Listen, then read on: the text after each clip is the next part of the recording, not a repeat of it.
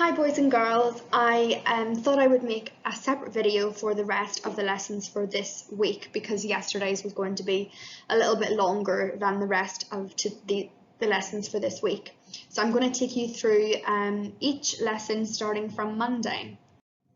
So for Monday, your learning target is to become familiar with traditional tales. So I just want you to get to know more about traditional tales, as that is our topic, that's our genre of writing at the minute. So in our last lesson, I mentioned a few of the features that can be found in traditional tales, things like magic and good versus bad. And the one thing we focused on in our last lesson was the power of three.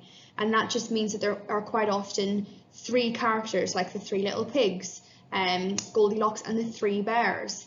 But it doesn't always have to be the characters. That's what I was reminding you of. It might be, for example, in Cinderella, her fairy godmother comes and gives her 3 wishes.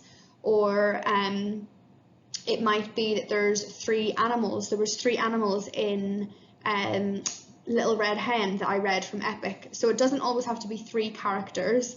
But the power of 3 is a theme that all traditional tales, or most traditional tales, have. So we've looked at that feature already, and today we're going to have a look at how traditional tales often start.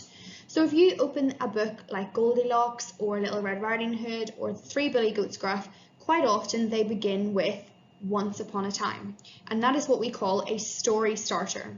So your task for today is, I want you guys to think of some different story starters. They were mentioned in yesterday's video if you want to go back and use that as some help, or you can listen to the videos that I send out in the next slide. You can read some books on Epic, or you can listen to the audiobook on Epic, and I want you guys to come up with a kind of word bank of different story starters for traditional tales.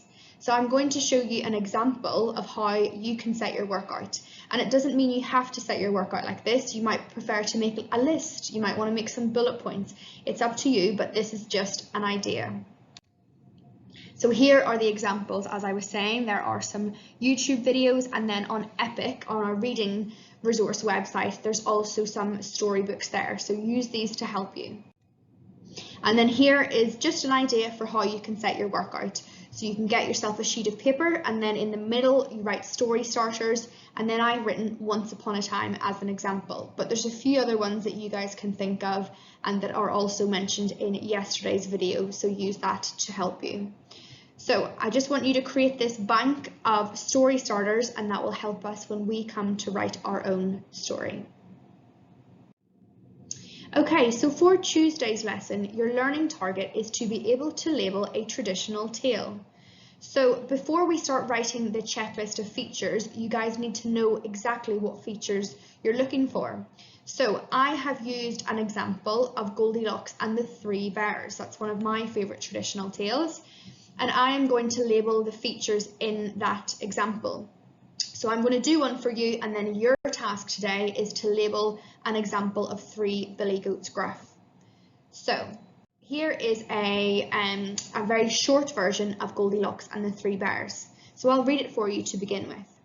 Once upon a time there lived 3 bears and a little girl called Goldilocks. One day she saw a house and went inside. She saw some porridge.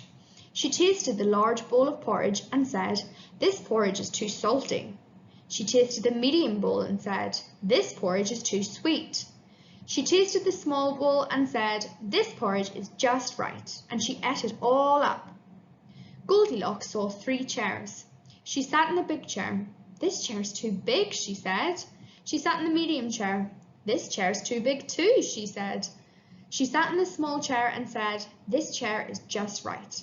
Then it broke. Goldilocks went upstairs. She lay down on the bed and said, "This bed's too hard." She lay on the medium bed and said, "This bed's too soft."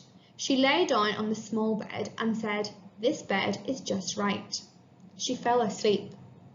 The 3 bears came home. "Someone's been eating my porridge," said Daddy Bear. "Someone's been eating my porridge," said Mummy Bear. "Someone's been eating my porridge and it's all gone," cried Baby Bear. "Someone's been sitting on my chair," growled Daddy Bear. "Someone's been sitting on my chair," said Mummy Bear. Someone's been sitting on my chair and it's broken, cried Baby Bear. They went upstairs. Someone's been sleeping in my bed, said Daddy Bear. Someone's been sleeping in my bed too, said Mummy Bear. Someone's been sleeping in my bed and she's still there, cried Baby Bear. Goldilocks woke up and screamed. She ran away and never went back to the woods again. So I want you guys to label the features for your example. I'm going to do these ones first. And I just want to mention the power of 3. So I remember I said that it's not always the characters. In this case, it is the characters because we know there are 3 bears. But if you have a look at the story, there's also another power of 3. She eats the porridge, she sits on the chair, and then she goes to the bed. So there's 3 more. So you have to kind of look closely. There's 3 bears, but there's also 3 kind of events happening in this story. So I've written the features along the outside here, and I'm going to turn my video off so that you can see the writing underneath me. And I'm going to use red. I'll use some red ink and I will label the features in this example. So the first one up here is a story starter. So the story starter in this story is once upon a time. So that's the example that I give to you in yesterday's lesson, I think. So the story starter is once upon a time. Then we know that we always include 3 things in all of our sentences, and those are capital letters, finger spaces, and full stops. You guys know that well. So capital letters, I'm going to find, oh, I'm drawing a circle around the wrong thing. There's lots of capital letters here, but here's one. G for Goldilocks, the beginning of the sentence. These are all capital letters to mark the start of a sentence. So there are some examples. My next one is finger spaces. We know that we use finger spaces between each word. So I'm going to find one here. There's lots of examples, and there's a finger space. The next one down here is good versus bad. So in this story, hopefully you boys and girls know that the goodie are the 3 bears, and the baddie is Goldilocks, who came in and ate the porridge and broke the chair and slept in their bed. So good versus bad. I suppose I could just label Goldilocks and the bears 1, 2, 3. The next one over here on the right is the power of 3. So we know that the power of 3 in this example is the 3 bears, but it's also the porridge, number 1. I'm going to do 1. The chair, number 2. And the beds, number 3. And there's also the 3 bears. So I'm going to draw a label over here. Hopefully your work, boys and girls, will be a little bit neater, but it's quite hard to be neat on the computer, as you know. The next thing that we need to use at the end of our sentence is a full stop, and you boys and girls know that well. And also you might notice there's a few exclamation marks here, which you guys could use, but that's not going to be on our checklist. And the final feature that I'm going to label is a happy ending. So at the end, Goldilocks ran away, she never comes back, and that's a happy ending. So I'm going to do a label here. So there we have story starter, capital letters, finger spaces, full stops, good versus bad, the power of 3, and a happy ending. They are all labelled.